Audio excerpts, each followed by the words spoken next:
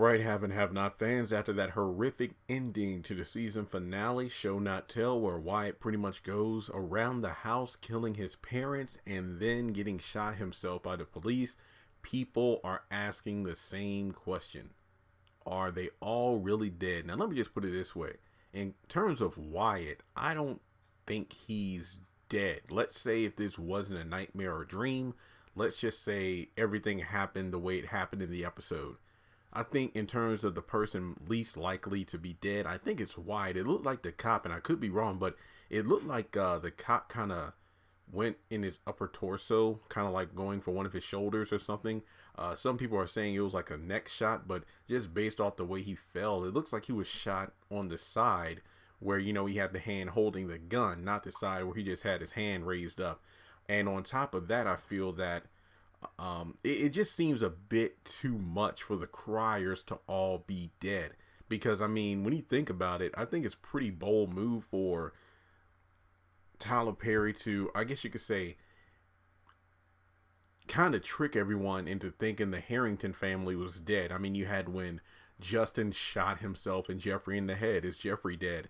When David attempted to drown Veronica, oh my God, is Veronica dead? And then you have the opening scene of the finale where Veronica has the guys in David's house shooting things up. And then the question is David dead? But then we learn Jeffrey wasn't shot with a real bullet. Veronica faked drowning in order to trick David. And then if you go off the ending of the episode where Jim is talking with somebody over the phone, I think it's safe to assume that it's definitely David that he's on the phone with. So it's kind of interesting that he would fake the death of an entire family and then seemingly kill off an entire family, the criers. But I think it's a bit too much for all of them to be dead like that. That's just my opinion. And I've said it time and time again over the past few weeks that season 6 was the most emotional season, but it seemed to be more Harrington fueled than any other family. Like, yeah, you had a lot going on with Charles and Candace. And then the Hannah Benny storyline was pretty much the whole back and forth about the money. Hannah not really doing anything about the Derek situation. And the criers, which essentially, you know, Wyatt just being Wyatt and them trying to avoid going to jail. But other than that, you know, Catherine with Broderick, but the Harringtons were definitely at the forefront this season. And it's kind of crazy to think, like, what if Tyler Perry really killed off an entire family, yet he wouldn't kill off Veronica? But everybody's in agreement that, you know, she's the star of the show. So if you kill her, a lot of people won't watch. But I think that finale really did raise a lot of questions. And I think that it's interesting to think about how, let's see, if Catherine's dead, does that mean Hannah will keep the money? Well, she's in her will to get $5 million regardless. Remember that was from about a season or so ago. And then, you know, would Candace give back the money to Jim? Let's say if news hits TV before Candace gets a chance to transfer the funds back, if it turns out that, you know, all the criers are dead, would there even be a reason to send the money back to them? I'm not saying it's the right thing to do to keep it. I'm just saying that I don't see why Candace would send the money back if the people that it originally belonged to are all dead. Unless Wyatt, well, even if Wyatt is alive and he's crying about his money, he's going to jail for murder. So there's no need for him to have the money to begin with. And then you look at the fact that David's probably going to lose it because, you know, his friend is dead. And not to mention, him being alive means Veronica's probably going to try to take his life again. But I think in terms of guilt, I think Jeffrey might feel a lot of guilt because Wyatt told him a couple times when he called when he was high that, hey, I'm going to shoot both my parents. I'm going to off myself. I'm going to go out in a blaze of glory. That would be very interesting, you know, to see how Jeffrey's perspective is. Because this is like, that would be like the second time he thought Wyatt was dead. The first time was when Veronica told him, but then it turned out he just overdosed. And then if this time he's actually dead, I wonder what that's going to do to Jeffrey. Now, when you kind of think about the fact that a lot of people are actually talking about the whole dream theory, which is something me and my mom talked about a while ago, it wouldn't surprise me if those drugs that RK gave Wyatt were actually pretty strong. Now, Wyatt did say that the second batch that RK brought to him in the finale, that was less drugs than he got the first time when he gave him that $6,000 watch. So you could make the argument that when Wyatt went into the bathroom to do the drugs, that was kind of like the start of the dream. So everything that happened at the end of the episode was what was going on in Wyatt's mind, because there were some key things that just didn't make sense to me. It's kind of like, what did he do? He had $5,000 worth of drugs from Vinny Malone, and then he passed out for the entire night until Vinny came back that morning to wake him up to give him the money. And remember, after Wyatt was fighting for his life and then slit Vinny's throat, he seemingly just sobered up. He instantly cleaned fingerprints, got the video footage from the bar and everything. Then Jim showed up and then they left. Now you have Wyatt, who was, on those drugs again, going around shooting his family. And he just seems so emotionless. I know maybe he was just focused or whatever. So I think to me, that's another sign of it being a dream. And then things just not making sense. The classic white woman falling over her, or just, not even white women in general, but just the classic person tripping over nothing when Catherine was running back to the bathroom. Why weren't you running to a room where you could lock the door? Or, Wyatt going outside with the gun, then hold it. Well, this episode was full of people doing stupid things, so maybe using the word dream is a bit of a stretch, but I think it'll be pretty interesting. Especially, well, I think people will be pissed off though if, let's say, if it was a dream, you had an amazing finale like that, but then we had to wait 6 months for the show to come back. I get that a lot of people would feel cheated, but I do think it is a reasonable way of continuing the story, because if you kill off Catherine, Wyatt, and Jim, don't get me wrong, I think the moment that Wyatt went to the grand jury to testify, his character was pretty much through. Catherine still had a role in regards to Broderick and Hannah, and then Jim, he pretty much was like David's backup to handle Veronica, and at the same time working with Kyle to get Candace. But one could make the argument that Jim told everything to Kyle about Candace that he needed to in order for Kyle to kind of secure the hit and run charges and everything from Wyatt to prevent the Criers from going to jail. So if Jim is gone, then either way he wins because he got what he needed from Jim. So in a sense, Jim's character was highly diminished after talking with Kyle. Now, once again, I'm not trying to justify all their deaths. I'm just trying to make some sense as to, okay, why would Tyler Perry kill these people off? Because my mom brought up the video will that Hannah got of Catherine back in season 1, right before she was about to go in for breast cancer surgery, pretty much saying that Jim isn't in her will if any of her children, Amanda or Wyatt, remember, both of them were alive at that point in season 1. If either one contests their inheritance in the will, they'll automatically be taken out of it. And then the rest of her money and property will be donated to, I believe, the Georgia Foundation for Cancer Research, basically going to charity. But I think that video will might be null and void because Catherine did make some changes to it. But then again, the only changes we know she made was towards the end of season 3 or season 4, where she put Hannah in the will for like $5 million. So I don't know if that video will show up, but she did tell Hannah to keep that video will and just give it to one of her lawyers because she doesn't trust Veronica with it, or Jim. So we do know that Hannah does have that video will. But like I said again, for all we know, Catherine probably made some off-screen changes given all the events that have occurred since the last time she updated her will. So just keep that in mind, folks. But with that being said, overall, I think it will be a very interesting concept to have it be a drug-induced dream or something by Wyatt. Because let's be real, Veronica faking her death by being a lifeguard, I'll let it slide. Justin putting blanks in his gun. Well, remember we thought he had the laser pointer of a rifle when it was actually a laser pointer? Okay. David in the shootout. Well, we know he was prepared with the 3 guns and then he was on the phone with Jim. But can you really and like I said, Wyatt, I can kind of let it slide because maybe the cop shot him in the upper torso. Not a fatal shoot, a bullet, but just a shot to incapacitate Wyatt.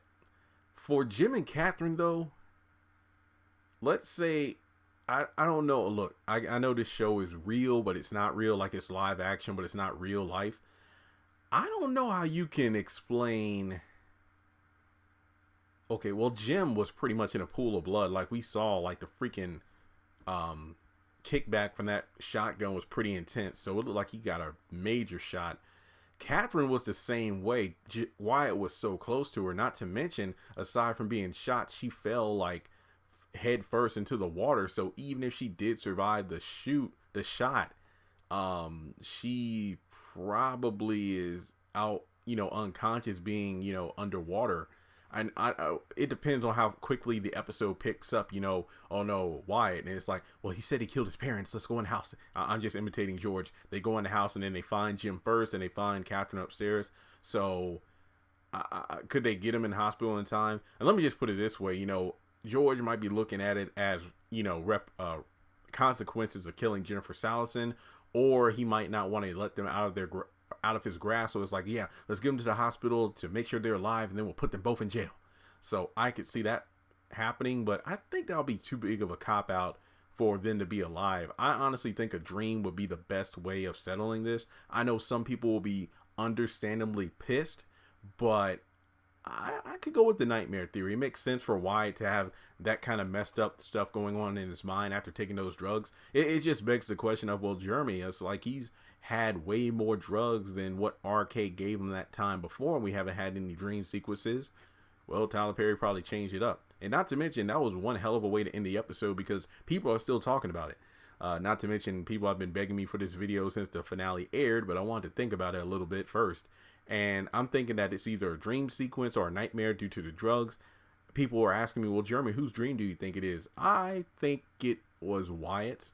You can also make the argument, well, what if Catherine stayed over at Broderick's longer than she actually did in the episode, then had that dream? Because remember, she remembers what Wyatt said about the gun to begin with. That's a possibility, but I'm leaning more towards Wyatt in this scenario. And, yeah, I can't lie. If it's true, that is a bold move by Tyler Perry, killing off a lot of people like that.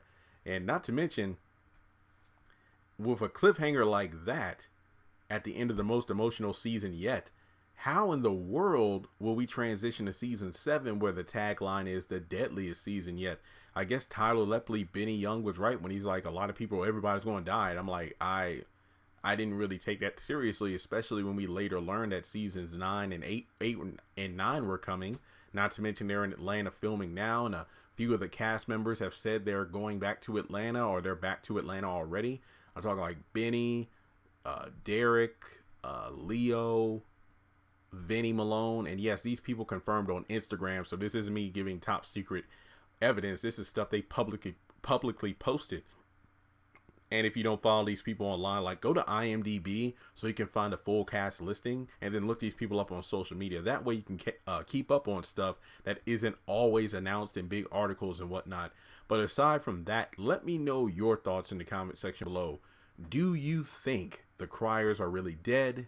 Do you think this was just a nightmare by Wyatt or someone else? What do you think is going to happen if they are dead? I think that's a heck of a interesting story, because remember, it looked like, everybody in Hannah's house was getting ready for bed. But then also think about the fact that David was on the phone with Jim, Derek was on the phone with Catherine. Did they overhear everything that was going on? And it's like, will those two actually go to the Cryer house to see what was up? Because obviously they both heard a lot of screams and gunfire. And remember, Hannah was supposed to go to the hotel in the morning for that interview. Remember, the Artesian Hotel. So I don't know if what if she gets a phone call from Derek, but then doesn't want to answer the phone, and Derek's calling to report what happened with Catherine and Jim? Because I honestly think that Derek would be the only person in the know that would give Hannah a phone call like that, especially if Hannah isn't watching the news. That's what I think. And what if Derek comes over that night? Because remember, he's not able to get through them on the phone. And he's like, man, I know they don't want to talk to me, but I got to go over there and let them know what happened. So honestly, I think that'll be a good way of Derek to be reintroduced physically on the screen, not just over the phone. It's like, Hannah doesn't want to open the door, and then Benny opens the door and wants to, tell him off. And it's like, what did you do to my mom? And it's like, this is an emergency. I need to tell her what happened to Catherine Cryer. And then that will probably be a reason for Hannah to go see Derek, or at least go to the door and just talk with him. And then Candace, if she's still at the house, she's going to be freaking out because she knows that's her dad. And, well, Derek got the news about it from Catherine over the phone. So there are just so many different possibilities on this. And then David's probably still shaking from, the thugs in the house, because even Jim's like, we're calm, cool, and collected. Do you understand the weight of the situation you got us into? I think he's talking about, because David tried to drown Veronica, that explains her retaliation. And with him being alive, she's probably going to strike back once again. So there are a lot of things that could happen, even if this is not a dream. So let's say if they are dead, there are a lot of character consequences and reactions that I'm dying to see, no pun intended. But if it really is a dream, yeah, the longer I do this video, the more I don't want it to be a dream, but at the same time, I don't want them dead. Wait, hang on. I don't want this to be a dream because I feel like it will cheat a lot of people out of good story. But at the same time, if they're still alive, I don't even know what to say. We'll just have to wait and see. But overall, I think it was a great ending to the episode. I think this video should pretty much cover my thoughts on it, but let me know your thoughts. Do you think they're dead? Do you think they're alive? How do you want season 7 to start out? And if you're new to the channel, please take a moment to hit that subscribe button if you haven't done so already, as well as the bell notification icon. That way you don't miss out on any new content. If you haven't done so already, also go down to the description of this video. There are links to my social media: Twitter, Instagram, Facebook page, Facebook groups. When I say groups, I mean groups. Along with the haves and have-nots, I've created groups for ambitions and If Loving You Is Wrong. Now there are separate groups so we can all talking about these various shows. Unfortunately, we have no word on If Loving You Is Wrong's return date. Hopefully it's not 2020. But for the haves and the have-nots, it is 2020. And yes, more ambition videos are on the way. So if you haven't checked out the show yet, I highly recommend it. The first 3 episodes are on the OWN YouTube channel. So with that being said, thanks so much for tuning in. And let's see if we can get this video up to like 15,000 hits in less than 48 hours. Congratulations on making it to the end of this video. If you like what you just saw, make sure to hit the thumbs up button. Or if you have anything you would like to add to the video, make sure to leave your thoughts in the comment section below. If you want to keep up with me on social media, go to the description box. All of my links for social media are right there. Also, if you feel like you would like to donate to the channel, make sure to click on the link to PayPal. Any amount helps. $1, $5, $20. As a full-time YouTuber, any support from my fans really does mean a lot to me. Finally, make sure to hit the subscribe button as well as the bell notification icon. That way you're kept up to date on any new content I post to the channel. Once again, thank you so much for tuning in, and I'll talk to you in the next video.